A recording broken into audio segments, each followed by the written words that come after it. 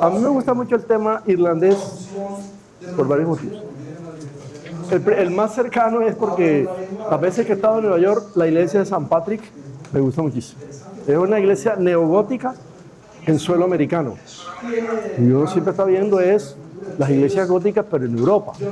Claro, aquí tenemos a San Roque, pero no es lo mismo. La iglesia gótica de San Patrick no tiene, yo diría que no tiene nada que envidiarle a muchas catedrales góticas europeas. Ese es un primer punto.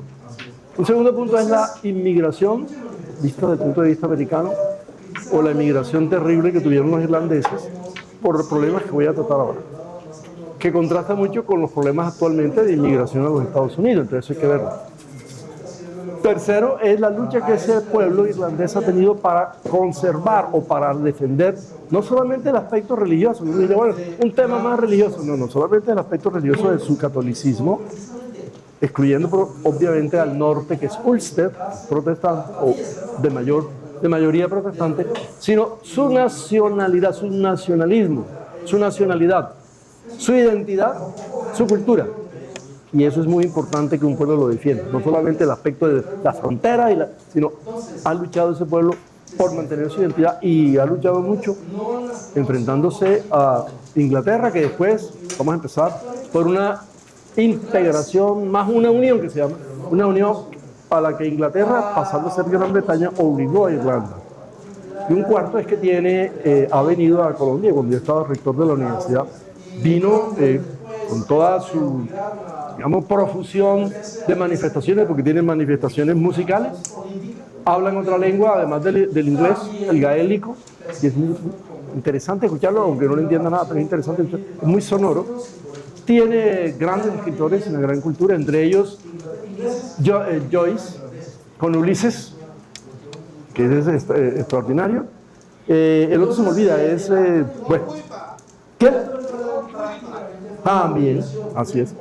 Entonces, hay muchas manifestaciones de la cultura irlandesa que quizás a nosotros no nos tocan tan directamente, pero que de todos modos, sí en Nueva York y en los lados más al norte se ha manifestado más fuertemente. Y ahora, precisamente haciéndole honor a eso y a la inmigración italiana, vamos a ver unos fragmentos de una gran película de Martin Scorsese, muy interesante también, precisamente sobre lo que tuvieron ellos que luchar y enfrentarse a las pandillas, se llaman las pandillas en español, de Nueva York. Y Martin Scorsese lo presenta de una manera extraordinaria. Eso es uno de los pocos grandes motivos que tengo para entusiasmarme con el tema irlandés, y espero que ustedes también. Entonces, decía el tema del nacionalismo irlandés. No nació porque sí, no, con unos grandes motivos históricos, culturales y también políticos, pero no políticos únicamente. Para ahorrarnos y no ir a profundidad ya de que viene de muy antiguo, Edad Media y sobre todo Enrique VIII y Cromwell después, que los obligaron a someterse a la iglesia anglicana, pero eso es una acción política de Enrique VIII. También perseguidos por Cromwell, y una partición que hubo ahí de patrimonios, y por eso se dieron muchos terratenientes ingleses en tierras irlandesas. También eso es una cuestión muy fuerte para un pueblo. Entonces, el acta de unión prácticamente fue una obligación, fue una imposición que le hizo Inglaterra cuando se convirtió en Gran Bretaña en 1800. Y eso porque se dio una victoria política y bélica sobre Irlanda de parte de Inglaterra.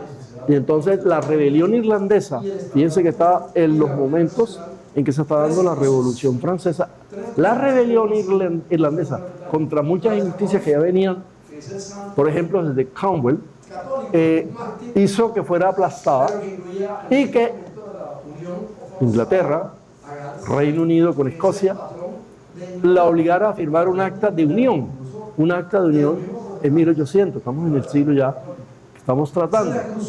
Y entonces ahí sí, Irlanda pasó a ser un país, porque antes era una república también, un país que compone o que está dentro de la Gran Bretaña formando un solo reino.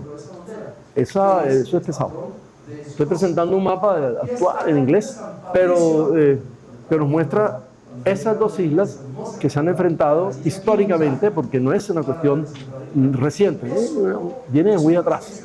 Entonces, está al norte Escocia, Scotland, que ha tenido muchísimos problemas desde también Enrique VIII, más católica, más de influencia francesa. Acuérdense de María Estuardo y los Estuardos, que finalmente se metieron en Inglaterra cuando Elizabeth de Inglaterra, Elizabeth I de Inglaterra, no dejó descendencia, entonces siguieron con los Estuardos, prácticamente con los Jacobos, que se llaman los Jacobos. Irlanda se quedó por fuera, pero Irlanda siguió luchando por su nacionalidad y por su identidad. Al haber esa unión impuesta, obligada, entonces hasta el presente ha quedado en las armas reales, o sea, del rey, de la reina, y el estandarte real y la bandera nacional, tres cruces, por eso es que vemos así cuando vemos Gran Bretaña.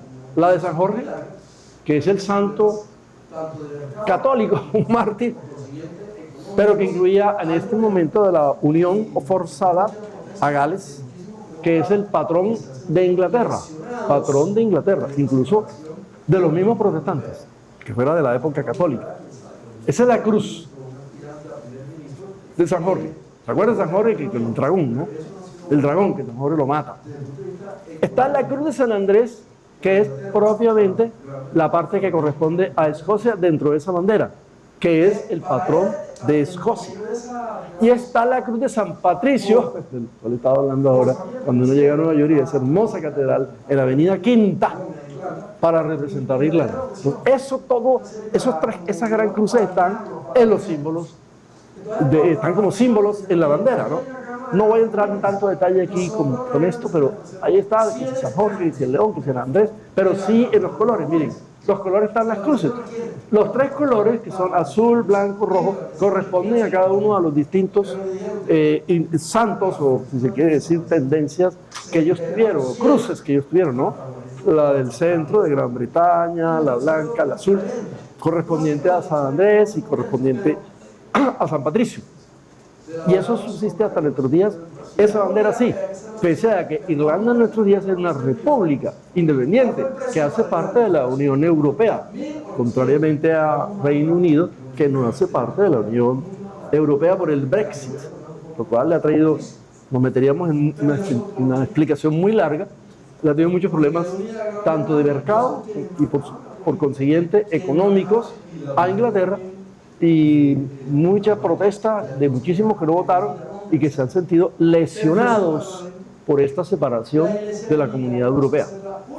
¿Hasta cuándo durará? ¿Quién sabe? Cuando llegue un primer ministro o un aspirante a primer ministro que proponga después la unión. Pero eso no ha sido bueno desde el punto de vista económico para Inglaterra, para Gran Bretaña, para Reino Unido, que tiene tres nombres. Para él, en medio de esa, digamos, por forzamiento que le hicieron al Reino Unido, perdón, a Irlanda, Inglaterra ofreció una serie para, como digamos, para animarlos, para traerlos. Entonces, para la fusión, dijeron, mire, aquí hay una Cámara de los Comunes, nosotros los irlandeses les ofrecemos 100 escaños en la Cámara de los Comunes. ¿Se la ofrecieron a quiénes? A los parlamentarios irlandeses que tenían su parlamento. Pero le dijeron, usted, el Parlamento irlandés desaparece. Se integran los 100 al Parlamento o a la Cámara de los Comunes y les ofrecieron otras prebendas. No es que los irlandeses hayan quedado muy contentos, pero del abogado del sombrero, como decimos vulgarmente, bueno, si ya los obligaron y había que hacer la fusión, pues cojamos esto que nos están ofreciendo y otras cosas. ¿Cuál fue el precio para Irlanda? El precio de esa unión, 1.800. No vamos más atrás porque, como les dije, sería una historia mucho más larga, la que voy a tocar un poco con San Patricio. Perdió su autonomía porque quedó unida a Gran Bretaña. Entonces, quienes manejaban la política, y la política también del Parlamento, ya entonces tenían que ir a Londres, etc. Perdió su Parlamento. La iglesia anglicana pasó a ser la única iglesia oficial, es la iglesia de Enrique VIII, y ellos quedaron, los católicos quedaron abajo. Los católicos irlandeses, además, debían sostener a la iglesia anglicana que pasó otra vez a Dublín y a los mismos sitios, Munster también, y debía sostenerla con un diezmo, por lo menos. Otro punto grave, muy grave, el tema de la tierra, el tema de la posesión de la tierra. Los irlandeses pasaron a tener una dependencia de los propietarios protestantes, más que todo que era la aristocracia inglesa. Y había muchos terratenientes, muchos en Ulster, pero muchos también en el sur. Y eso trajo un problema también de tierras, que vamos a ver unido con la hambruna, porque los irlandeses perdieron mucho, especialmente los campesinos perdieron muchísimas tierras y quedaron sometidos como una especie de siervos de la tierra de aquellos que eran grandes propietarios ingleses. Precio grandísimo que tuvo que pagar Irlanda, ¿no? Por otro lado, se constituyó un norte más fuerte protestante, que es Ulster, con más presencia, ya la tenía, pero ahora con esta fusión obligada, por así decirlo, la presencia de colonos británicos y además protestantes se fue más fuerte en Ulster, al norte, donde está Belfast, la capital. Ya van a ver ustedes los problemas que se va a traer hacia el siglo XX, pero aquí se están incubando, por decir así, en germen ya, los problemas de Ulster frente al sur, que es Dublín. Eso es lo que llamaríamos la plantación de Ulster. ¿Eso era qué? Lo que llamaríamos la plantación de Ulster. Sí, claro, por eso, Ulster. Pero Ulster se va a volver más fuerte todavía y puede venir un problema de enfrentamiento entre el ejército inglés en Ulster y el IRA, que es lo que sustituyó a la hermandad de Irlanda, pero eso al verlo lo vamos viendo más despacio. O la IRA, bueno, IRA. Mira, aquí está, este es el norte, que va a dar casi al frente de Escocia, no completamente. Este es Ulster, que ya venía fortaleciéndose con Jacobo o James en 1609. Pero la afirmación inglesa de terratenientes, de propietarios y de presencia protestante se va a dar en este pedazo de región, porque más al sur sí se mantiene el catolicismo, pero un catolicismo siervo o del norte. ¿Qué era Ulster? Ulster. Aquí hay unas palabras que vienen no necesariamente del inglés, sino que vienen de lenguas celtas. Celtas. Entonces, voy a decirla tal cual sin mucha complicación. Ulaid es un grupo de tribus de esa región norte. Voy a decir por qué. Esa región norte. Hablan el inglés y el Ulster Scots o Ulans, que es una lengua particular de ese lugar. El origen celta es importante recalcarlo porque ustedes saben que el origen celta, además de los irlandeses que emigran en los momentos más difíciles del siglo XIX hacia América, particularmente América del Norte y particularmente la región de Nueva York y más al norte, Massachusetts, estos irlandeses tenían a su vez una presencia o tiempos, milenios, bueno, milenios no, pero sí un milenio por lo menos, de influencia celta, que les voy a mostrar el mapa de dónde venían. ¿Cuál era la ruta de los celtas? Y aquí está. Estos celtas, aquí en el año 200 a.C., que van a esta región que los latinos llaman Hibernia, de ahí viene la palabra invierno. Ya se puede imaginar el frío que hace aquí en el norte, ¿no? Porque si lo llamaban estos que están en el sur, que son los romanos, lo llamaron Hibernia, es porque eso es un frío grandísimo. Hibernia en latín. Bueno, allá esos celtas fueron a dar. Estos celtas que tienen más que todo su región de origen o de concentración en lo que es hoy Alemania y el Danubio, más que todo el Danubio, ¿no? El Rin un poquito, pero más el Danubio. Miren que el Danubio va ahí, aquí. El Danubio, aquí, y va bajando hacia Hungría, Bulgaria, etc. Y atraviesa después, ellos atraviesan hacia Galalia. 200, y en ese 200 también, gracias o a pesar de una emigración hacia lo que es hoy Turquía, o sea, Anatolia para los romanos, en el 200 también que echan para acá. Pero esta es la región que les da origen a los celtas que van a dar a Hibernia, atravesando, por supuesto, lo que es hoy Gran Bretaña. También esos celtas van a ir a Francia a través de Brittany. Acuérdense que estos Brittany son el origen de una dinastía inglesa, que es la de Eduardo el Conquistador, que atraviesa el Canal de la Mancha, que nosotros le llamamos la Mancha, pero ellos lo llaman el Canal Inglés. Donde queda Dover, pero eso se llama el Canal Inglés, es un canal. Entonces, Eduardo el Conquistador atraviesa y de ahí van haciendo la presencia de britanos o de Bretaña, que en la actual Francia se llama Bretaña, la Bretaña. Entonces atraviesa y hay una dinastía de origen francés, o sea, de origen britano, en Inglaterra y que después se fue convirtiendo y etcétera, con los Windsor y no alargamos el cuento, pero sí vienen de Normandía y Bretaña, por eso el nombre Gran Bretaña, que va a dar el norte. Aquí está Britannia en latín, aquí está Brittany en inglés.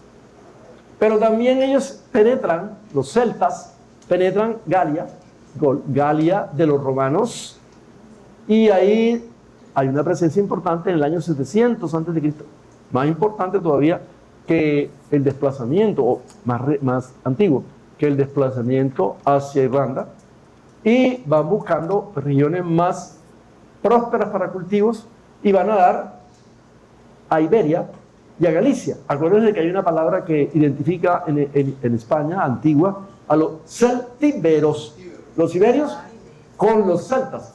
Entonces hace una fusión de razas y entre comillas razas, y también de pueblos que van a dar unos a Galicia y otros a Iberia del Sur. Entonces son los celtíberos, celtas ibéricos. Van a dar España en el 200. Van a dar también a Italia, que bajan más tardíamente, ¿no? 300 a Italia.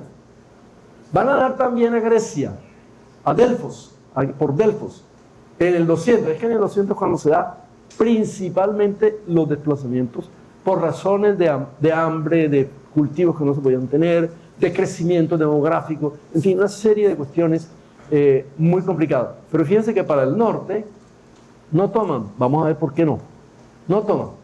Es más que todo donde está en amarillo, ahí dice Celtic. Origen céltico es lo que está marrón. En amarillo, el desplazamiento. Y las migraciones en rojo, los desplazamientos. Es decir, lo uno donde fueron asentándose y los otros cómo fueron. Eso es para darnos cuenta de que la Hibernia de los latinos es este país que es Irlanda, los irlandeses. Pero ese que es el mundo céltico, ¿qué pasa? Que el rey Jacobo, James, en 1566, lo colonizó porque es que eso era una región muy difícil, porque eran tribus las que estaban ahí. Entonces los obligó, los convirtió, los llevó a la servidumbre y se tomó la región. ¿Cómo? A través de una colonización. Acuérdense que Gran Bretaña, que colonizó a India, que en las clases pasadas vimos que también han estado en Sudáfrica, que llegaron hasta Australia hoy, hasta Canadá, es una colonización de muchísimos pueblos y regiones. También eso se puede llamar colonización. Si vamos a mirar la parte antigua, es una colonización, pero antigua, más antigua que todos los que estamos viendo en el siglo XIX. Porque Jacobo primero, vamos a tomarnos esa región del norte, ¿no? Hagamos una. ¿Y con quién la vamos a tomar? Pues con colonos protestantes, porque había ya una presencia católica gracias a San Patricio en Irlanda. Pero ellos se van a meter con la bandera protestante. No, cuando hago énfasis no quiere decir que sea peyorativo, no, estoy diciendo que había unos partidos y unas posiciones religiosas tomadas. Esta colonización de Irlanda, bueno, aquí tenemos la de Ulster, que está en rojo, es los colonos escoceses e ingleses, ¿no? 1609, que es la época de los Jacobos.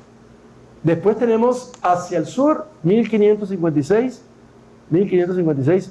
que es en amarillo, una colonización privada, es decir, que no tenía una pertenencia a grupos políticos. Después, en cambio, sacándole el cuerpo, todo lo que es medio azul, están ahí. En el norte, una mancha, en el centro, más atrás de Dublín, otra, Lois and Offaly, y más al sur, otra vez, unos ingleses que es Munster.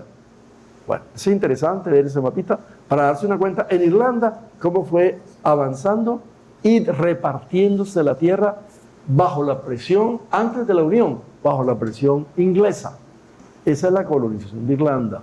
O sea, que aquí también hubo una colonización previa a las colonizaciones del siglo XIX. Ahora sí, entremos en el factor religioso irlandés. El factor religioso fue importante porque ese factor religioso no es... A mí me gusta mucho la expresión de que es que la religión es la que ha dañado a los pueblos. No, eso no es así, eso no es así. Es la política. Pero la política se afianza y toma peso con las religiones. Entonces, la política es la que enreda todo, es decir, la falta de entenderse, como decía Aristóteles, ¿no? La gente no se entiende, eso es política, los ciudadanos, los polites no se entienden, y entonces empiezan a repartirse las tierras por guerras enfrentadas.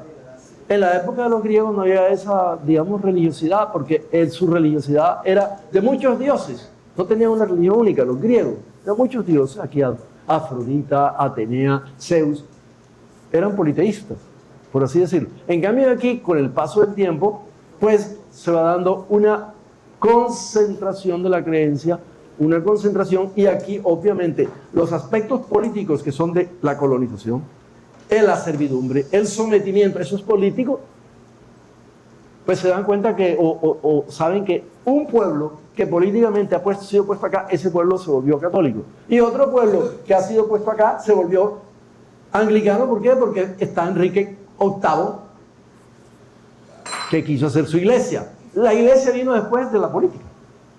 Anglicanismo vino después de la política. Primero tuvo la política, las ambiciones personales de Enrique VIII. Después fundó una iglesia. Entonces, la cosa hay que mirarla siempre en una perspectiva adecuada. Y en el catolicismo también lo vamos a ver ahora. Entonces, pero también había parte de ese nacionalismo irlandés. No hay que decir que es el nacionalismo de que es achacable, que es... No, también la defensa de la religión católica se convirtió en uno de los elementos para que Irlanda defendiera, apoyara, fortaleciera su nacionalismo, porque el nacionalismo es político. ¿Por qué? Porque estaban enfrentados a un nacionalismo inglés que era anglicano. Así hay que ver la perspectiva. Muchos destacados nacionalistas irlandeses, además, fueron de confesión protestante, irlandeses, pero no era la inmensa mayoría, no, eran muy pocos. Yo recomiendo ver una película, que no sé si podemos traer algún fragmento más, porque está muy bien llevada, que está ahora en Netflix, que se llama Guinness, la familia Guinness, se escribe como Guinness Record, la familia Guinness, los de la cerveza, que en la misma Dublín tenían un poder tan grande, y además la cerveza, por el desarrollo de las cervecerías, aplastaron a muchos, sometieron a muchos dublineses, no irlandeses, porque yo también era irlandés, a dublineses católicos, y decían, no señores, él tiene que someterse a nosotros. Eso se llama la familia Guinness. Y la película, o la serie, no es una película, es una serie que se llama Guinness, está en Netflix, y tiene muy buena resolución porque se ven los colores muy lindos. Es decir, que es una película o serie reciente. Se la recomiendo si no alcanzamos a ver una parte por lo menos. Está bien hecho. Otro elemento que ellos tenían, los irlandeses, es que los irlandeses no hablaban el inglés como el escocés tampoco, sino hablaban más que todo el gaélico. Y ese es un motivo también, el nacionalismo y su lengua. Y la lengua es un reflejo de la cultura. La lengua es un reflejo de la cultura. La lengua es cultura, es transmisión cultural. Entonces el gaélico se da porque, originario de Irlanda, pero también de Escocia, el gaélico, es una lengua todavía oficial, es oficial, junto con el inglés. Y hay un 13% que lo hablan diario, se habla más el inglés, pero diariamente un 13% de la población lo habla, pero es una lengua oficial, el gaélico. Actualmente el gaélico es interesante porque los cantos en gaélico son muy lindos, es muy sonoro, muy sonoro. Entonces, también ese es otro aspecto cultural que hay que tener en cuenta de por qué los irlandeses también querían algo propio. Quitémonos la idea, pues, Oscar Wilde, ese es el escritor que está, Oscar Wilde, y James Joyce, a pesar de los problemas que vamos a ver más adelante, de Oscar Wilde, que tuvo por su homosexualidad y por sus posiciones, no tanto políticas, pero sí tenía una madre que era una gran política y una gran líder irlandesa, de las grandes mujeres líderes en Dublín. Oscar Wilde, y además James Joyce eran católicos, o fueron católicos, no dejaron la religión. Y James Joyce hizo una transformación del modo de expresarse en literatura, seguido incluso por el boom literario de América Latina, ¿no? Porque es que Ulises de James Joyce es una renovación de la expresión literaria. Pero es difícil, no es tan fácil de leer, pero tampoco es que sea tan pesadísimo. Pero vamos entonces al centro de estas dos ciudades, Belfast y Dublín. Dublín, ahí sí lo que le gusta a Carlos Balcázar. Dublín no es celta, el norte es vikingo. Dublín viene por el norte, procedente de Suecia y Noruega. Desde 841 después de Cristo se volvió un asentamiento comercial que llamaban Dublín, Laguna Negra. Dublín, Laguna Negra. Ese es Dublín. Entonces hay que ver, así como vimos la ruta de los celtas, veamos la ruta también de los vikingos. Aquí está otra cosa, es otra manera de moverse, ¿no? Los pueblos. Los tenemos desde el norte. Y estos se movieron desde Suecia y esta península que es también Noruega, se movieron unos hacia Rusia, Novgorod, Kiev, Bulgar, Bakú, Constantinopla. Miren, estas líneas son líneas de los vikingos, y hay muchas series, muchas películas que tratan ese tema, pero también se movieron en otro sentido, por lo menos en dos. En el mar amarillo más claro, venían de Suecia, doblaron aquí y fueron en busca de tierras y regiones más templadas, un poquito más cálidas. Entonces bajaron, unos a York, otros a Londres, otros a París, y por mar, porque eran grandes navegantes, no por tierra, los celtas más por tierra, los vikingos más por embarcaciones, llegaron toda la costa de Portugal y la costa del Cantábrico, llegaron, se metieron al Mediterráneo, llegaron a Italia y se asentaron en Marsella y Pisa, pese a que el nombre Marsella viene del griego, y Pisa pues es italiano puro, ¿no? Esa es la segunda. Y la tercera emigración de estos individuos, estos pueblos que vienen de Noruega y que vienen de Suecia, es la que va hacia las islas, ¿no? Entonces, que va a las islas, esta inmigración que va a las islas, unos toman hacia Dublín, no se quedaron aquí, no se quedaron en Inglaterra, porque ahí estaban ya, había una presencia de otros vikingos y enfrentamientos y fricciones. Entonces, un grupo se fue más bien por el norte, ¿no? Por las islas. Island, Dublín, por eso la presencia en Dublín, y otros se fueron por la isla de Faroe, que es muy linda, entre otras cosas, fueron a dar a Islandia, fueron a dar a Groenlandia, que se la quieren tomar, y así fueron llegando a Estados Unidos, a las costas de Estados Unidos hoy y de Canadá. Entonces, es impresionante pues, ver este desarrollo y desplazamiento y emigración vikinga. Entonces hay dos grandes pueblos que llegaron, para llegar más a nuestro tema, que llegaron a Irlanda, unos al norte y otros más al sur, que fueron vikingos y celtas. Entonces me parece la inmigración es muy interesante por lo que hoy estamos viviendo también, ¿no? La historia de la humanidad es la historia de las inmigraciones. La historia de la humanidad es la historia de las inmigraciones de los pueblos. O sea, lo que está pasando hoy es una contradicción histórica, porque hasta los mismos que son echando a los otros, ellos fueron inmigrantes también. Son hijos de inmigrantes, son tataranietos de los que emigraron de Alemania, de los que emigraron de Hungría. Es decir, es que la historia de la humanidad es la historia de las migraciones. Entonces, a veces cuento que ahora que hay un nacional puro, nosotros los únicos que estamos aquí, lo vamos a ver en la película de Martin Scorsese, los que estamos aquí, que llegan, nosotros sí somos los de verdad, los puros. Por favor. Esas son mentalidades que también llegó a Hitler, la raza. Pero si es que los alemanes llegaron de Indoeuropa, y la lengua que alemana, como la francesa, son lenguas indoeuropeas, de la India, europeas. Ese es un cuento que no se puede, uno no puede aceptar, ¿no? Aceptar si lo obligan, pero no puede aceptarlo históricamente, ¿no? Así no es. Aquí está la orilla del sur del río Liffey, de Dublín, a donde fueron a dar vikingos, por el norte fueron a dar los celtas. Entonces, esas son emigraciones, no son razas puras. No vamos a encontrar nunca un pueblo que tenga raza pura, como quien dice, esos son los verdaderos.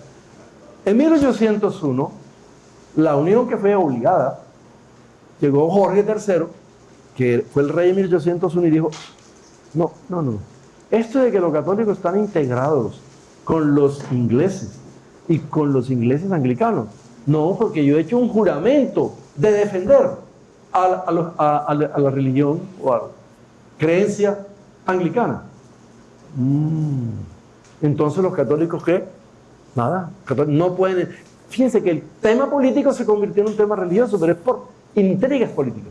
Entonces digo, no, es que yo hice un juramento de defender la iglesia anglicana, que es iglesia de Inglaterra, pero la iglesia de Inglaterra fue inventada o establecida por Enrique VIII por razones políticas y razones de tierras.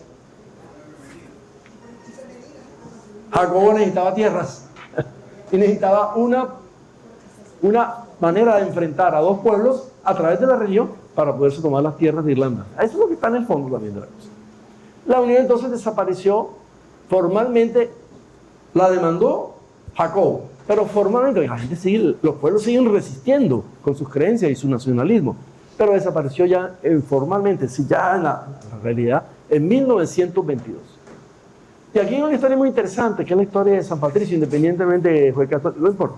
Lo que interesa es un individuo que viene, nacido en el Imperio Romano, en Britania, ahí al frente de los británicos que se habían pasado, muchos de ellos desde Bretaña a Inglaterra, a fundar una dinastía que después se enfrentaron en la Guerra de la Rosa. Bueno, eso es un tema más complejo, que no nos demoraríamos mucho, pero en el año 385 después de Cristo, más o menos, vivió hasta 1461, que murió en Irlanda del Norte. Gran misionero de la iglesia católica, de la iglesia cristiana, porque los anglicanos no existían, de los que creen en Cristo. Un gran predicador cristiano, la palabra católica no había la puesto, un gran predicador cristiano de Britania, porque es que no había una separación entre católicos y protestantes, no existía el protestantismo. Pero bueno, digamos un católico en el sentido antiguo, católico, predicador católico, es decir, de la ecumenia, de la comunidad católica o de la comunidad cristiana, de los que creían en Cristo, de Britania, es decir, de lo que soy Francia. Y esto tiene una frase, tiene unas confesiones maravillosas, pero aquí se hace en esta primera parte de una más larga, se hace la pregunta, él, Patricio, ¿quién soy yo? ¿Cuál es la excelencia de mi vocación, Dios? Señor, que me has revestido de tanta gracia divina. Tú me has concedido exultar de gozo entre los gentiles, entre los que no creen en lo que yo creo, y proclamar por todas partes tu nombre, lo mismo en la prosperidad que en la adversidad. Eso lo dice en sus confesiones, que uno podría confundirse con las confesiones de San Agustín, el capítulo 14 a 16, pero tiene muchísimas cosas interesantes en que narra esto que va haciendo, una especie de diario de cómo él va recorriendo Inglaterra y va llegando a Irlanda. Aquí está, se ha desarrollado un culto a San Patricio en Irlanda, por supuesto, en Ulster, porque también se celebra 17 de marzo la fiesta de San Patricio, y ahí sí protestantes y católicos lo celebran y exultan y cantan y todo eso. Pero pasó a los Estados Unidos, y allá también, en Nueva York, hacen unos festejos. Por supuesto, cuando vimos vitral en Jackson City, Ohio, es que ahí también hay una comunidad que fue metiéndose desde Nueva York hacia el interior o el centro de los Estados Unidos, y este es el vitral de él, en esa iglesia. San Patricio, o sea que es una comunidad que tiene el recuerdo muy fuerte, y todavía lo tiene hasta nuestros días, de ese santo. Miremos en la mano derecha, un trébol, el trébol de San Patricio. ¿Por qué ese trébol? ¿De dónde viene ese trébol? No, señor, vamos de paso.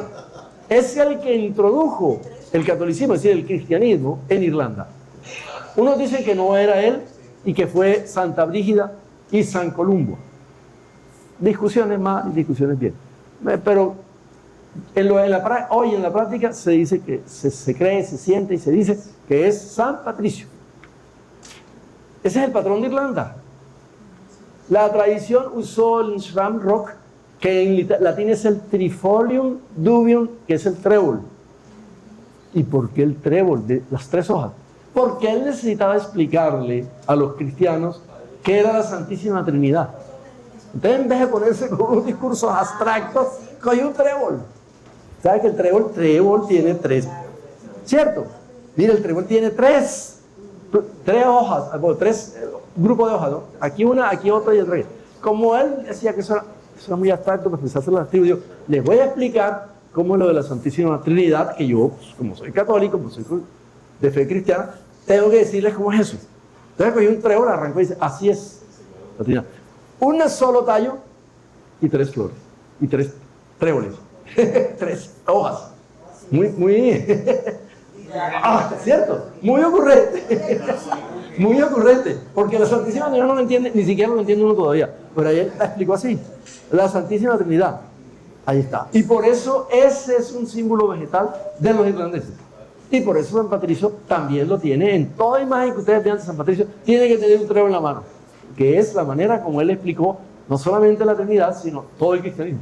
La manera práctica, cogiendo vegetales aquí, le explicaba a la gente. Sí, pero él cogió el de 3. ¿Por qué? Porque no hay cuatrinidad, sino hay trinidad.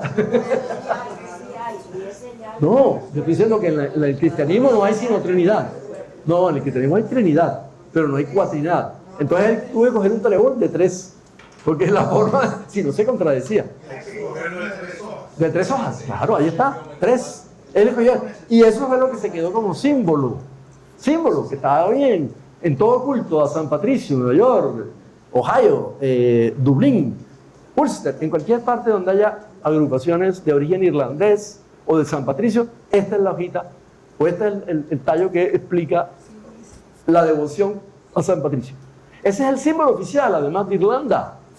No es solamente de una creencia, es de Irlanda misma, como nación. Tiene el símbolo oficial, porque es una metáfora que usó San Patricio para explicar la Trinidad, la Santísima Trinidad, que ya en abstracto es una complicación, pero en concreto, en la manera sencilla, es así, se explica, la explica él. Miren, mira la bandera, y ahí está en el centro el trébol. ¿Ah? ¿Qué dices, Margarita? Como si fuera con plastilina. Exacto, buena. Él fue esclavo, lo esclavizaron. ¿Por qué? Porque siendo tenía 16 años, ahí no es San Agustín, esa es hay una equivocación. Son las confesiones de las, quizás porque San Agustín también tiene confesiones. Él tiene confesiones escritas. Entonces, dice, fue prisionero de los piratas escotos, es decir, de arriba, de Escocia, los escotos, en latín es Scoti, de ahí viene la palabra Escocia, Scoti, que era una agrupación además en la Universidad de la Sorbona, los Scoti, Duns Scoto, porque era de origen escocés, un filósofo profesor de la Universidad de la Sorbona en la Edad Media, cuando la Sorbona estaba comenzando, entre otras cosas, siglo XIII. Además, para él, ser prisionero de los piratas escoceses o escotos, fue la destrucción de su familia, de la casa familiar. Lo dice en una carta. Se lo llevaron a Galia, allá lo tuvieron, esos piratas, escotos, porque Escocia, pues, se lo llevaron, realojaron, cruzaron el canal inglés, estuvo mucho tiempo en Galia, y estando en Galia, mantuvo ese cristianismo, mantuvo esa fe en el cristianismo, y entró a seguir todos los estudios que llevan conducentes a la teología cristiana. Y por lo tanto a convertirse también en un sacerdote cristiano. Desde Roma supieron todo esto y le dieron acceso a obispado, se convirtió en obispo. Después de ser llevado, entonces lo llevaron a Irlanda, lo llevaron a Irlanda y fue esclavizado. Entonces aquí vamos reduciendo mucho la narración histórica. San Patricio llegó ya como obispo cuando vuelve a Irlanda. Por eso es que tiene tanta recepción entre los irlandeses, ¿no? Es un obispo, es el símbolo de los irlandeses. Ahí está, estuvo en Galia, o sea, en Francia, regresó a Irlanda como obispo en el 400, murió en el 461. Se podría contar muchas cosas, pero lo que me interesa a mí es ver el jalonamiento que logró de un pueblo, tanto desde el punto de vista cristiano, como desde el punto de vista nacionalista, como desde el punto de vista de la unión y la integración. Después de eso, después del consumo, hubo muchos seguidores. ¿Cómo? No alcanzo a entender cómo el prisionero pasó a obispo. Prisionero de enemigos. No, era esclavo de quienes lo tomaron. De los Scots, sí. Piratas. Bueno, pero es que eso eran gente mala. Ya él después lo liberaron y fue formándose en la religión cristiana. Y ahí sí, además se volvió misionero, evangelizó y creyó mucho en él. Entonces desde Roma vieron la fuerza que él tenía y que era irlandés. Entonces este es el individuo que necesitamos que lleve la religión cristiana a Irlanda. Eso es sencillo, ¿no? Estaba en Bretaña y vamos a ponerlo obispo y él es el que va a llevar la religión cristiana a Irlanda. Y dicho también, Irlanda se convirtió en uno de los grandes bastiones, como lo es todavía, del catolicismo y del cristianismo católico. Más aún, hay libros que sostienen que el cristianismo, y sobre todo las grandes redacciones con sus glosas, ¿no? Porque la glosa es lo que está al lado, que se va haciendo cuando uno va leyendo, se hace glosa, o sea, se hace un comentario en el mismo papel, se han conservado más, a pesar del anglicanismo, porque en el anglicanismo se quemaron muchos libros católicos, se ha conservado más en Irlanda, porque en los monasterios, los monjes católicos fueron los que guardaron e hicieron las glosas. Entonces dice, hay libros que tienen como título, hay un libro de Thomas Cahill que dice, porque los monasterios conservaron la fe religiosa, la fe católica. Por ese fenómeno. Porque en los monasterios lograron hacerle glosas y comentarios y guardar los libros cristianos frente a los libros anglicanos que apartaban y quitaban todo lo que fuera libro católico. Por eso cuando digo, hablo de uno de tantos monasterios, pero este me parece simpático porque se parece a los monasterios en Grecia. ¿Te acuerdas que los monasterios en Grecia hay que subir y casi son inalcanzables? Bueno, aquí pasó algo parecido. En 588, después de ya haber muerto de los seguidores de él, fundaron un monasterio en la isla de Skellig Michael, Irlanda. Miren, es un promontorio prácticamente en medio del mar, ¿no? No, ahí fue donde se hizo el monasterio. Acuérdense que en Grecia, al norte, por allá casi colindando casi con territorios rusos, hay iglesias ortodoxas o monasterios ortodoxos también guindados allá en el monte, que es muy difícil llegar allá. Aquí también hicieron eso. Es como una tradición también que hay, ¿no? Hicieron esto y miren, se accede al monasterio por medio de 270 escalones, tallados por los monjes mismos, los monjes cristianos seguidores de San Patricio. Ahí va. Es como la ciudad perdida que tenemos en Santa Marta, la ciudad perdida. Pero la ciudad perdida también tiene un sentido religioso allá. Bueno, en Valledupar. En Grecia también, pero en Grecia es más empinado. Los ortodoxos, los monjes ortodoxos de Grecia los tienen así, y acá también. ¿Qué sentido tiene eso? Aislarse, no dejar entrar tanta gente, poder conservar las tradiciones, todo eso tiene un sentido. Eso no es así porque todo tiene considerar. Y tanto que yo les comenté en una de las clases que Putin defiende estos monasterios en Rusia, los que están al sur de Rusia. Putin los defiende y él los apoya, porque para él le parece, él está convencido de que esto conserva la tradición rusa ortodoxa, porque además Putin es muy amigo, está muy enlazado con el Papa, creo que correspondiente al Papa, de Moscú. Aquí hay otro, miren. Ya la forma de los monasterios, no es una casa bonita, estos son los monasterios allá. Y allá está al fondo la iglesia, el más difícil de todos de escalar, que es aquel que está en el mar. El promontorio es. Bueno, entonces damos un salto, porque todas estas tradiciones que he mostrado, tanto de la Unión como también de San Patricio, etcétera, etcétera, vamos a mirar algo muy interesante, específicamente de Nueva York, porque en Nueva York, tan lejos, sin embargo, concentra una comunidad irlandesa y una comunidad italiana que se han ido también acercando por el tema de la inmigración y las persecuciones que tuvieron en 1880 a 1910. Y hay como les comenté, hay una catedral hermosa que se llama San Patricio, pero en realidad es la Nueva San Patricio. Es la más grande catedral neogótica que existe en América del Norte. la más grande sin lugar a dudas. Y realmente, viéndola, no es lo mismo que Notre Dame, pero tampoco es que se quede atrás. Es una tremenda catedral, que está en el puro centro de Manhattan, de Upper Manhattan. Y miren ahí los edificios que hay al lado y la catedral se mantiene. Bellísimo. Esta catedral aparece en muchas películas. Entre las películas que aparecen se llama El Padrino. El Padrino aparece bastante. Y ahí delante de la puerta, matan a 3 o 4 más de la mafia. Y ahí detrás de la catedral. Es tan famosa que sirve mucho para cosas de cinematografía. Sí, claro. Sí, claro. Ahí están los jardines. Es que fue la que lo hicieron en el 1860, porque esta es la nueva.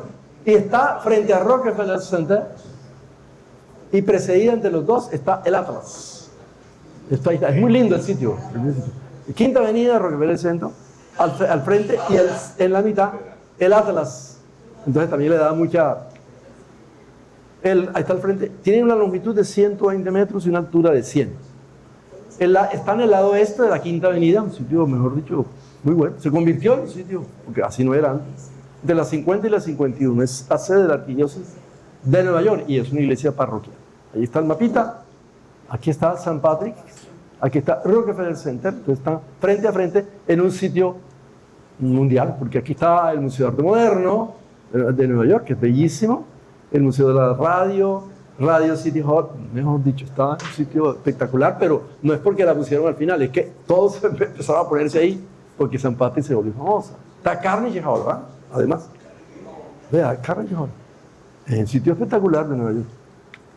Aquí está por dentro, bellísimo también, con sus bóvedas, con su altura, porque las iglesias neogóticas ganan frente a la romana, es porque sube el techo, y sube el techo porque se inventó los cruceros que elevan el techo.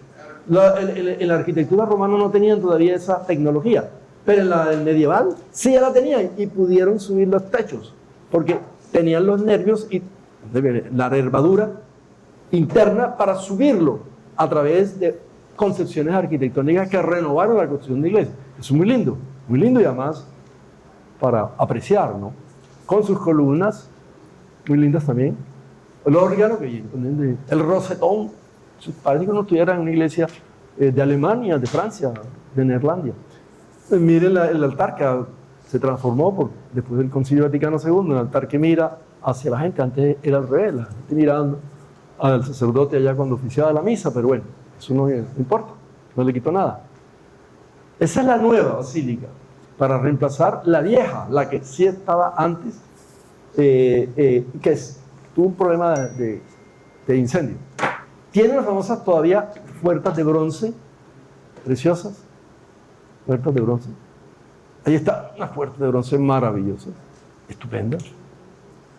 Al interior de la Catedral de San Patricio hay algo maravilloso. Así como en Roma, en el Vaticano, hay una Pietà de Miguel Ángel, acá William Orway, Patrick, dijo un momentico, yo voy a hacer una también acá, que también se va a llamar La Piedad, y la hizo en 1906.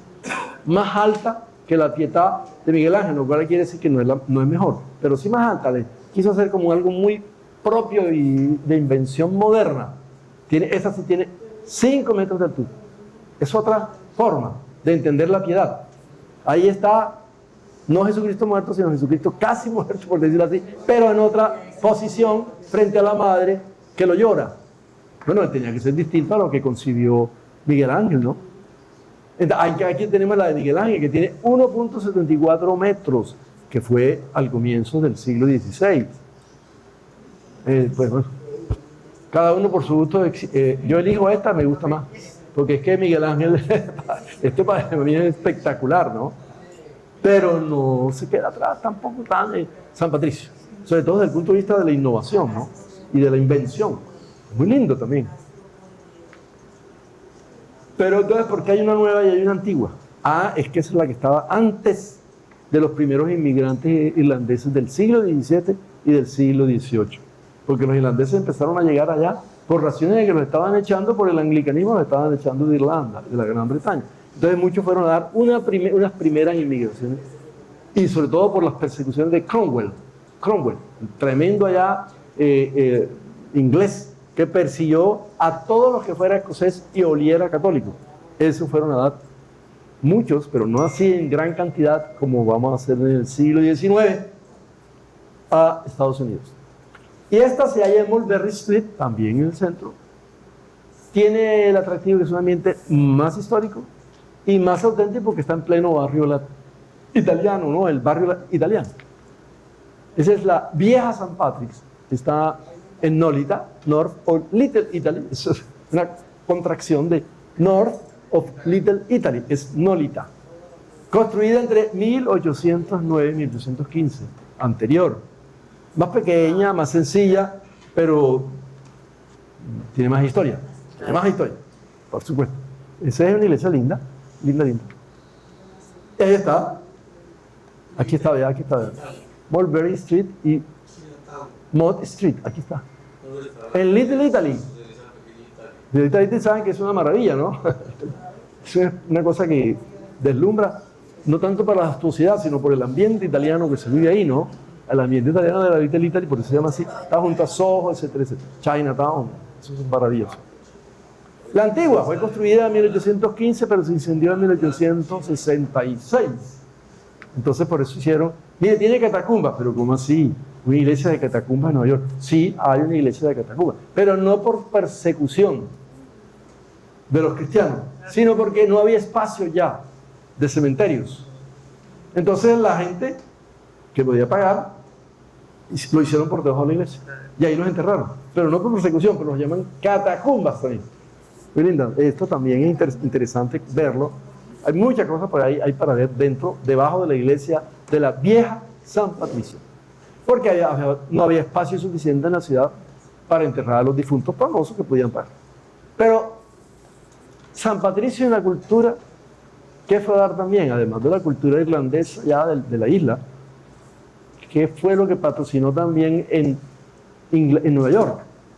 Particularmente en Nueva York, no solamente en Nueva York. Pues la migración irlandesa y posteriormente la italiana. Ese es el santo de la inmigración. Para honrar la masiva comunidad de inmigrantes que se dio con la hambruna de inmigrantes irlandeses del siglo XIX y la de los italianos a finales del siglo XIX, porque no tenían estabilidad económica, porque había mucha pobreza en en Irlanda, y mucha pobreza en Italia, tomaron barcos para ir a Nueva York, que ya en ese momento se convirtió en la metrópoli capital del mundo, ¿no? Que había sido París, pero ya para la segunda parte del siglo XIX, terminando el siglo XIX, la capital del mundo pasó a ser Nueva York, capital económica, capital financiera, capital del mundo. Voy a mostrarles entonces, para ver esa resistencia, que ustedes tomarán sus conclusiones de la resistencia que hay ahora hacia los inmigrantes, que la muestra Martin Scorsese, no la estoy diciendo yo, la dice el mismo Martin Scorsese, de una película de 2002 que se llama Gangs of New York, pero que en realidad está llamada se llama Los Pandillas de Nueva York. Esta película de Martin Scorsese le quedó larguísima, más de 2 horas, pero después va cortando y le quedó de hora 68. Nosotros vamos a presentar unos 15 minutos, sobre todo de lo que me importa al principio, de cuando los irlandeses están llegando y se enfrentan a los que creen que ellos sí son los que realmente deben ocupar los barrios de Nueva York.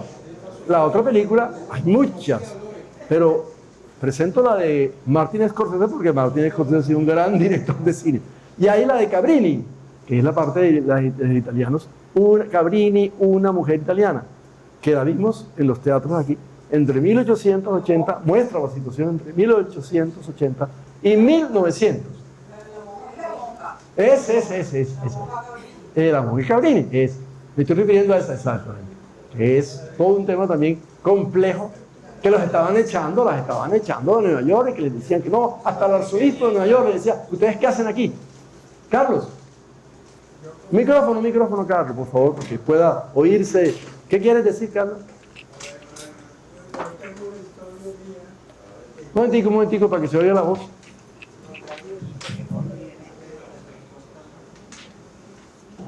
Estuve en Nueva York, Más. participé en el desfile de San Patricio. Ponte más el micrófono que vamos a ir a esa experiencia tuya. Eso, ahora sí. Estuve 4 años en un colegio católico irlandés fundado por el cardenal Spellman Ah, famoso. en Nueva York. Ajá. Y desfilé en los desfiles de San Patricio 4 años, Caramba. acompañado de todas las bandas de todos los colegios y terminábamos en frente de San Patricio. Maravilloso. Bueno, buena. Qué buen testimonio. Qué buen testimonio. Qué bueno. Buena esa, Carlos. Entonces, no sé, Juan Camilo, si podemos presentar ya. Estas son las bandas de barrios que se llaman pandillas en la película Gangs de Martin Scorsese, enfrentados a los recién llegados de Irlanda, que los consideran, van a ver ustedes a un sacerdote irlandés con la cruz celta católica, veo así, a enfrentarse porque quieren tener también un lugar en Nueva York. Y los otros dicen, no, ustedes no tienen por qué estar aquí. Entonces, es muy interesante la manera como lo presenta Martin Scorsese. Maravilloso, para mí maravilloso. Bueno, empecemos pues. Perdón, Carlos. Yo decía algo con relación a los monasterios de esa época. Ah, de Irlanda. De esa época, era donde se concentraban los escribas. Sí, claro. Monjes escribas. Los copistas. Los copistas. Que pasaban desde la provincia de Antioquia y Creta. O sea, que era gente especialmente copiando esa escritura católica o la misma historia del país. Copistas, así es, la palabra es copistas. Muy bien, porque copian. ¿Sale? Recordemos que cuando los vikingos llegan a Inglaterra por primera vez en el siglo IX, ellos desembarcan en las costas del oeste de Inglaterra, en el monasterio de Indefar, y arrasan con el poco de monjes completamente inofensivos, no se le armas, los decapitan a todos y se llevan cualquier cantidad de tesoro, que cuando ellos regresan a Suecia, a la tierra de ellos, tienen su cantidad de oro y se convierten a Europa del este en su meta de robo, de atraco. Está bien. También tenemos que recordar que la migración de los irlandeses es ayudada por la peste de la papa. ¿La hambruna? La hambruna. Sí, que vamos a explicar eso ahora. Se pudrió Sí. toda la papa del mundo y se murieron de hambre unos pocos millones de irlandeses. Sí. En la película no vamos a ver eso, vamos a ver las consecuencias, es decir, los que huyeron, los que tuvieron que huir por la hambruna de Irlanda. Pero ahora la explicamos, la hambruna de Irlanda. O sea, aquí está el comienzo de la película muy interesante, ¿no? Los irlandeses están invadiendo Nueva York. Y Iris. Esta es la película que Martin Scorsese es larga. Yo les presenté esta parte inicial porque era la que no los dejan entrar, pero los irlandeses entraron ahí. Al fin se incorporaron, pero les costó trabajo y la muerte, ¿no? Entonces, entre 1860 y 1920, cientos de miles de italianos llegaron a Nueva York, concentrándose en barrios como Little Italy, precisamente. Y sigamos por allá, dar un comienzo a algo que Ignacio nos ha pedido. ¿Sigamos? Ah, soy yo, perdón.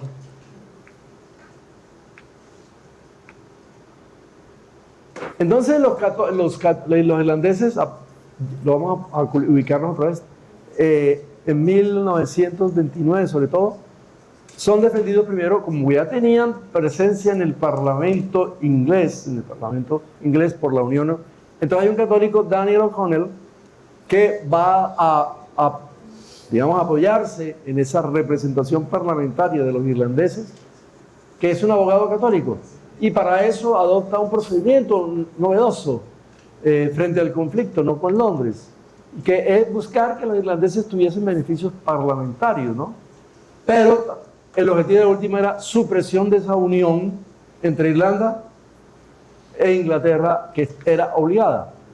Y O'Connell, ya para el año 1828, era un diputado en la Cámara de los Comunes de Londres. Y obtuvo la emancipación, no de Irlanda, de la emancipación de los católicos. ¿Y en qué consistió eso? Que se les reconocieran derechos políticos y civiles a los católicos, tanto en Gran Bretaña como en Irlanda. Y que pudieran ocupar cargos públicos, sentarse en el Parlamento. se aceptó como una medida de alivio para evitar una rebelión otra vez en Irlanda. Pero lo que él buscaba, O'Donnell, era una campaña contra la unión, es decir, que no hubiera unión, que cada país, como debiera ser, estuviera separado y tuviera sus propias instituciones. Entonces empezó una campaña a favor de la supresión de la unión de 1800, o sea, las dos islas, como correspondía a una organización política. Fracasó este señor por la intransigencia británica, porque él no quiso llevar más lejos su lucha, porque era más bien favorable a la no violencia. Y bueno, hasta ahí llegó. Pero se presentó un movimiento que se llamó la Joven Irlanda, así como hubo una en Italia, los jóvenes italianos antes de Garibaldi, ¿no?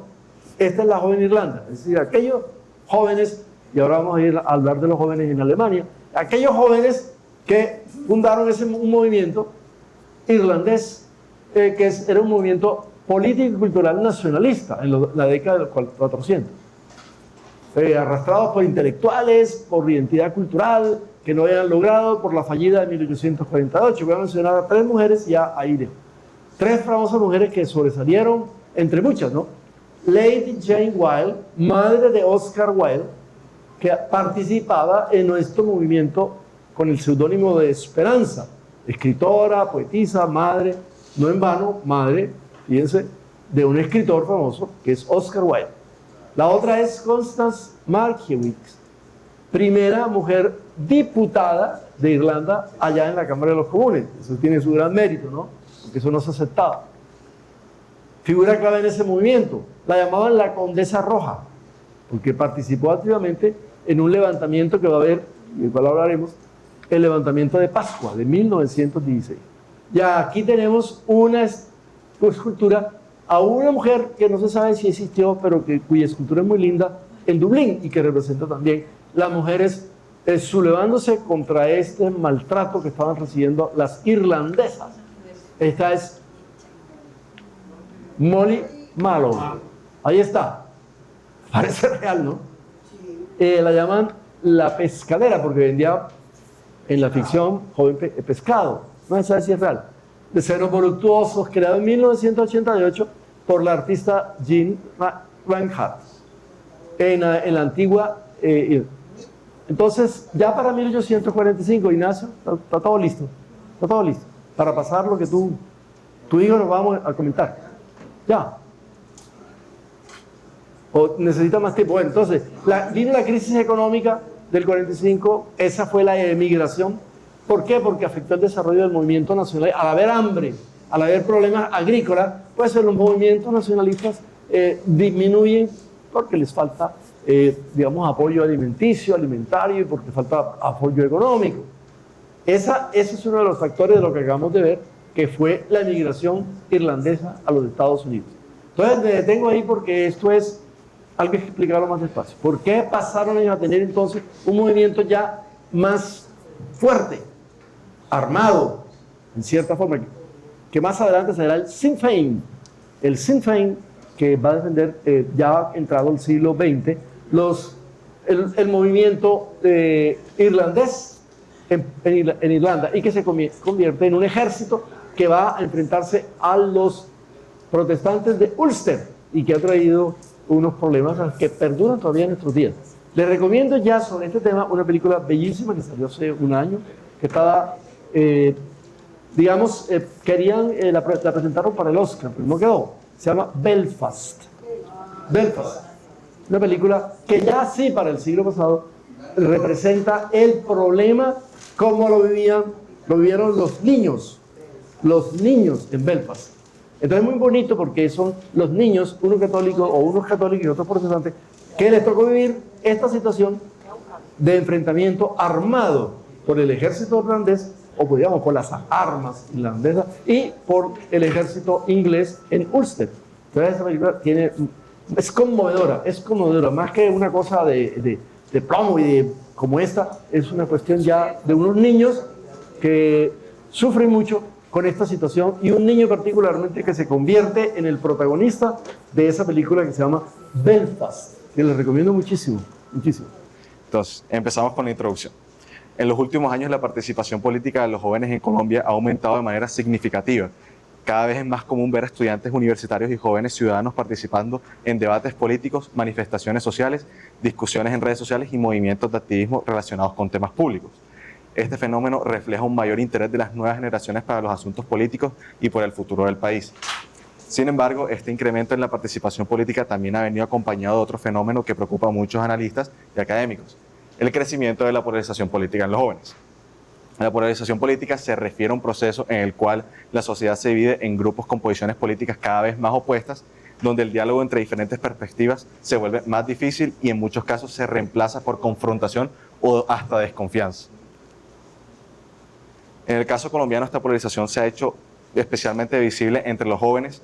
Las discusiones políticas suelen volverse intensas, las posiciones ideológicas se radicalizan con mayor facilidad y los espacios de debate a menudo se transforman en escenarios de confrontación entre posturas opuestas.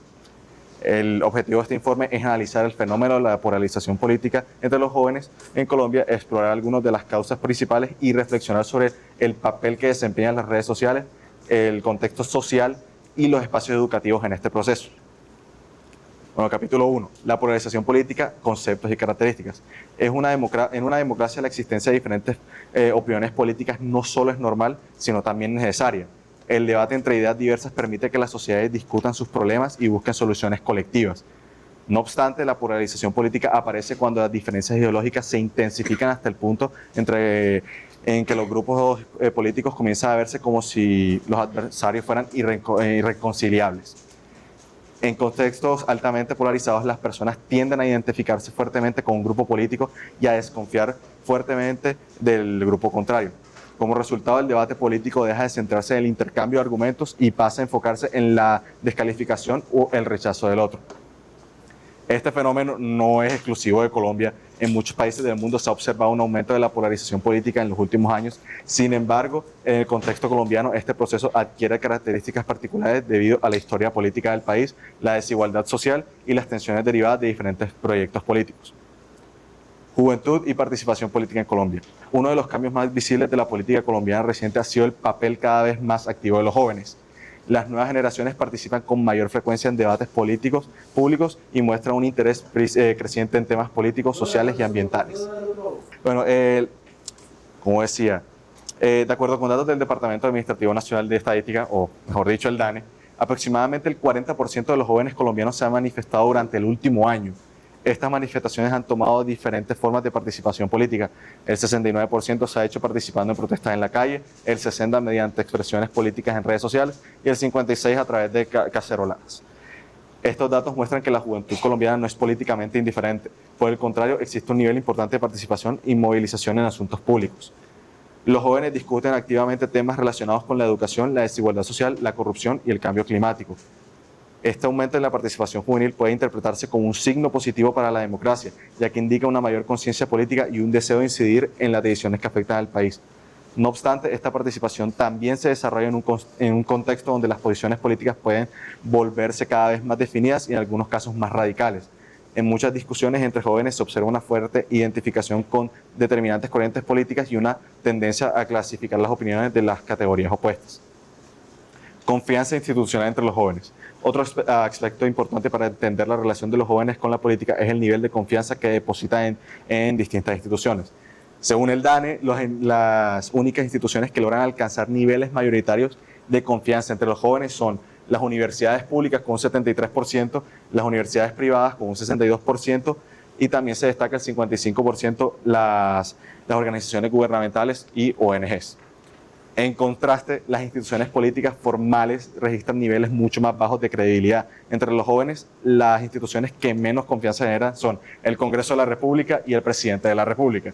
La baja confianza en las instituciones políticas puede contribuir a fortalecer posiciones críticas o radicales frente al sistema político, lo que a su vez puede intensificar los procesos de polarización. El papel de las redes sociales en la polarización. Uno de los factores más influyentes en la polarización política contemporánea es el papel de las redes sociales. Hoy en día una gran parte del debate político ocurre en plataformas digitales como Twitter, Instagram, Facebook, etc. Estas plataformas se han convertido en espacios donde los jóvenes acceden a información política, comparten opiniones y participan en discusiones públicas. Sin embargo, el funcionamiento de las redes sociales puede favorecer indirectamente la polarización. Los algoritmos de estas plataformas tienden a mostrar contenido que coincide con nuestros intereses y opiniones previas de los usuarios. Esto significa que las personas suelen recibir información que confirma sus creencias, mientras que tienen menos exposición a perspectivas diferentes. Este fenómeno es conocido como burbujas informativas o cámaras de eco. En estas burbujas los usuarios interactúan principalmente con personas que comparten opiniones políticas similares, lo que puede reforzar su convicción y aumentar la percepción de que su punto de vista es el lógico. Además, la dinámica de las redes sociales favorece mensajes cortos, emocionales y confrontativos, que suelen generar más interacción que los análisis complejos o matizados.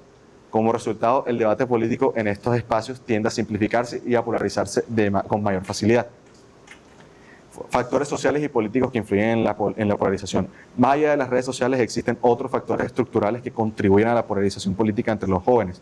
En primer lugar, muchos jóvenes enfrentan dificultades económicas y sociales que generan sentimientos de frustración e incertidumbre sobre el futuro. Problemas como la desigualdad, la falta de oportunidades laborales y las limitaciones del sistema educativo influyen en la manera que las nuevas generaciones perciben la política. En segundo lugar, la desconfianza hacia las instituciones políticas también desempeñan un papel importante. Diversos estudios han señalado que una parte significativa de la población joven expresa bajo nivel de confianza en instituciones como los partidos políticos, el Congreso o el gobierno. Cuando la confianza institucional es baja, lo más probable es que las personas adopten posiciones políticas más críticas o más radicales frente al sistema público. Por último, el discurso político contemporáneo también contribuye a la polarización. En muchos contextos, los líderes políticos utilizan narrativas que presentan la política como una lucha entre grupos opuestos, lo que puede intensificar la división dentro de la sociedad. Un claro ejemplo, tenemos el discurso del 1 de mayo, Día del Trabajador, que dio el presidente Gustavo Petro, un discurso de odio hacia el empresario. Polarización de los espacios educativos. Los espacios educativos como colegios y universidades no están aislados de estas dinámicas sociales y políticas. De hecho, muchas de estas discusiones políticas más intensas entre jóvenes tienen lugar precisamente en estos contextos. Las instituciones educativas cumplen un papel fundamental en la formación de ciudadanos críticos y participativos. Idealmente, estos espacios deberían promover el análisis de diferentes perspectivas, el respeto por la diversidad de opiniones y el desarrollo del pensamiento crítico. No obstante, en algunos casos también pueden surgir tensiones relacionadas con la polarización política. Tanto estudiantes como profesores pueden tener posiciones ideológicas definidas, lo cual es completamente legítimo en una sociedad democrática. Sin embargo, cuando las discusiones políticas dentro del aula se vuelven demasiado polarizadas, algunos estudiantes pueden sentirse incómodos al expresar opiniones que difieren de la mayoría. Este escenario plantea un desafío importante para la educación. El objetivo de la formación académica no debería ser transmitir una visión política específica, sino fomentar la capacidad de analizar información, cuestionar argumentos y desarrollar criterios propios. En este sentido, el papel del profesor es especialmente relevante. Más que imponer una posición política, el profesor debe facilitar el diálogo, promover el respeto entre distintas perspectivas y estimular el pensamiento crítico entre los estudiantes. Consecuencias de la polarización política. Cuando la polarización política se intensifica demasiado, pueden aparecer diversas consecuencias negativas para la vida democrática. En primer lugar, la polarización dificulta el diálogo entre diferentes grupos políticos cuando las posiciones se vuelven extremadamente opuestas. Encontrar puntos de acuerdo se vuelve cada vez más complicado. Y en segundo lugar, la polarización puede aumentar la intolerancia hacia quienes tienen opiniones diferentes. En lugar de debatir ideas, las discusiones políticas pueden transformarse en ataques personales o hasta descalificaciones. Finalmente, una sociedad altamente polarizada puede experimentar mayores niveles de tensión política y social, lo que dificulta la construcción de consensos necesarios para resolver problemas colectivos. Conclusión. La polarización política entre los jóvenes en Colombia es un fenómeno complejo que refleja transformaciones profundas en la manera en que las nuevas generaciones se relacionan con la política. Por un lado, el creciente interés de los jóvenes para los asuntos públicos representa una oportunidad importantísima para fortalecer la democracia y promover cambios sociales. Pero por otro lado, el aumento de la polarización plantea desafíos significativos para el diálogo democrático y la convivencia entre diferentes perspectivas. Las redes sociales, las condiciones sociales y económicas, los discursos políticos y las dinámicas dentro de los espacios educativos influyen de diversas maneras en la formación de estas divisiones.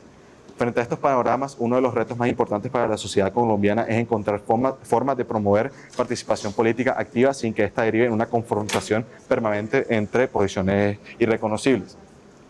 La democracia no requiere la ausencia de desacuerdos, al contrario, necesita debates abiertos y pluralidad de ideas.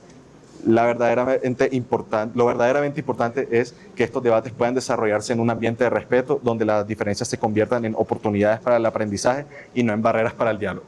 Muchas gracias.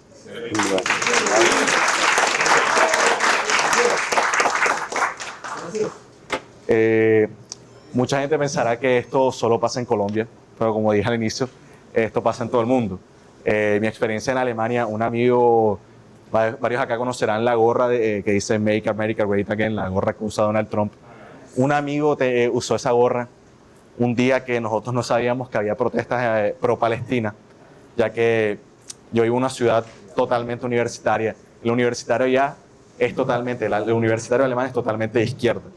Odia a la derecha y tiene una mentalidad tan pobre que es, al menos no gobierna a la derecha. O sea, es totalmente, yo quiero que gobierne la izquierda, no me importa que me den, no importa que el país esté yendo a todo lo que nosotros sabemos, lo que me importa es que no gobierne el que yo no quiero.